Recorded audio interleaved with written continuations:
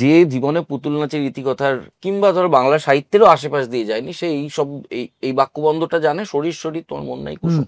এরকম একটা ঐতিহাসিক লাইন তুমি চরিত্রদের মুখে না রেখে ক্যামেরা ঘুরিয়ে দিলে কেন? না, আমার দেখ, এটা নিয়ে একটা স্পষ্ট যুক্তি আছে। একটা হচ্ছে যে পুতুল নাচের ইতিকথা ওটা এমন একটা উপন্যাস যেখানে কোনটা যে চরিত্রের উক্তি, চরিত্রের ভাবনা, আর কোনটা যে লেখকের ভাবনা, এই দুটো বারবার বারবার গুলিয়ে দেওয়া হয়েছে। এবং এটা কিন্তু গোটা উপন্যাস জুড়েই রয়েছে। কোনটা যে শশী বলছে, আর কোনটা যে লেখক বলছেন, কোনটা যে কুসুম বলছে, কোনটা যে লেখক বলছেন, এটা অনেক জায়গায় বোঝা যায় না। বিশেষত এই লাইনটা, এটা কার উক্তি।